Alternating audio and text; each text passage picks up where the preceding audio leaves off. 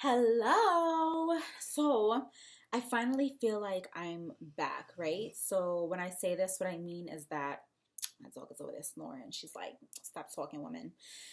Is the fact that I feel like, guys, if you feel like something is wrong with you or you're feeling not yourself, go see somebody for help. Like, right? Because my whole life I'm always used to being so self-sufficient, always doing self-help, figuring everything out on my own. I don't need anybody to help me with anything. That's how I was able to help heal myself from like over 12 illnesses, right? I take care of everything on my own. But at the same time, I had to realize, like, yo, Samantha, like, if I had more self-awareness at the time, I would have realized that I was struggling with depression. So I finally felt like yesterday the veil was like lifted by doing an exercise. I'm actually working with two different books right now. So I'm doing this. I got my little notes here too.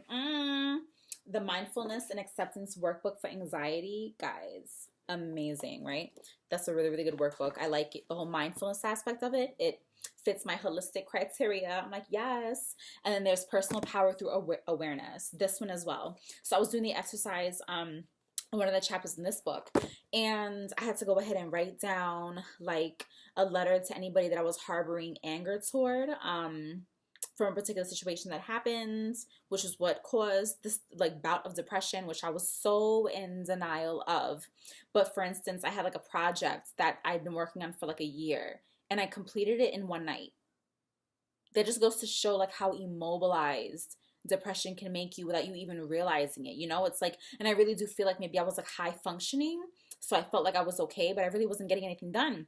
That's why I feel like it's so important that if you feel like you're off, if you feel like you're not functioning to your fullest ability or to your maximum capacity, to what you know you can be, if doing any little daily habit seems like it's exhausting, like it's taking so much out of you, if it's hard for you to get out of bed in the morning, if you feel like you feel isolated, you're not talking to people like you would normally speak with your best friends, if you're not doing things that would typically make you happy, you're staying inside all day, these are signs of depression, and I feel like with me, I always like to view things as like, honestly, I don't know what the hell I was thinking.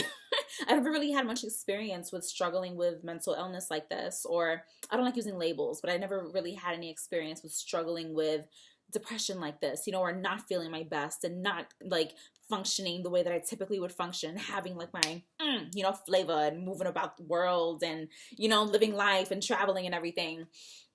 Anyway, I do feel like these things do happen for a reason, though. It's almost like you have to break down to break through, right? But what's important is making sure that you have some type of support to make sure that you maintain that self-awareness so you see what's going on inside of you. So by doing that workbook, and doing the exercises in it, it's really helped me cultivate a sense of self-awareness to show me, all right, Samantha, this is how you're feeling and this is what's making you feel this way. And we may think we already have a decent understanding of it if you're pretty self-aware to begin with, but it really just, doing these exercises just really helps you dig up what's really in there and put it on paper, right? And get it out there so you can read it and look it over and be like, wow, this is what's really been holding me back. So writing things down on paper, definitely so important. You even on your phone, take notes, open a Google document. And yeah, I also want to speak to the importance of making sure that we have self-help books on hand, right? So for me, I just recently started seeing a therapist online to be able to help me process, have like, some extra insight, extra input on what I'm going through. But I really want to place emphasis on having self-help books, right? So I've been a self-help book junkie since I was like 8 or 9 years old. I've just been obsessed with figuring out how to become a better person and how I can overcome things on my own, because growing up in my household, had to be very emotionally independent at a young age just due to not having very emotionally available parents. And I love my family so much, but everybody has their thing. And that was my thing. I always felt like I was very emotionally self-reliant from a very young age. And I feel like having these self-help books throughout life have always helped me be my best version. And for some reason, I was not really utilizing these self-help books during the period of my depression, because when you're depressed, like, it's almost like you're just so numb, you're so tapped out of life and the life you could be living and all the potentials. It's like I just had tunnel vision, seeing things one way and not noticing like, what the fuck, like, there's all of this, there's all this life, you know? So yeah, having self-help books on hand that give you exercises that you can do to help you process while seeing a therapist, while working with a coach, while you're engaging in your spiritual practice. Like all these things are so important to make sure you maintain emotional balance and have optimal mental health, you guys. Granted, I know the trauma did happen.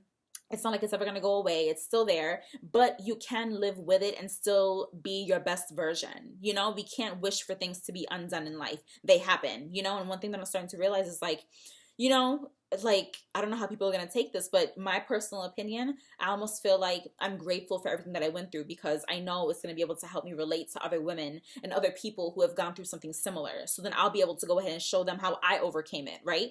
So we live in a society, I feel, that would have you, you know, stuck in victim mode. They want us in victim mode because we're easier to control that way, right? But anyway, that's another topic. So I feel like by engaging in self-help book activities, by attending therapy, whether like group therapy, online therapy, whichever works best for you, by having a spiritual practice, by being in tune with yourself, mind, body, and spirit, like you're really able to just regain your personal power and have more control, right?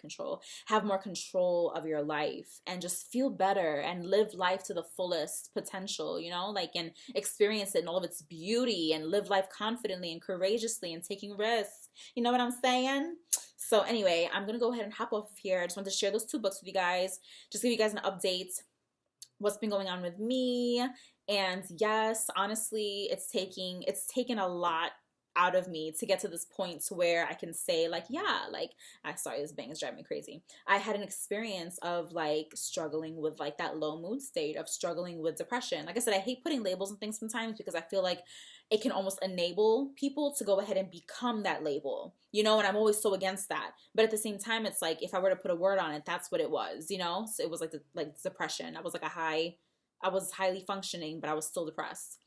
So yeah, so imagine when you do work through it and you're actually feeling your best, imagine how much more you'll be able to accomplish with your day, you know? So I really want all of us to be able to go ahead and live our best lives, to be able to feel confident, to feel beautiful in our own unique way, as well as live our lives courageously. So I wanted to share this with you guys. Please comment with any thoughts, insight, questions below. I am all about it. You guys can follow me on Instagram. I just posted a video about Brazil nuts. And then, yeah, that's it, you guys. Be sure to subscribe and give this video a thumbs up if you liked it. Ooh, ooh. All right. Bye, guys.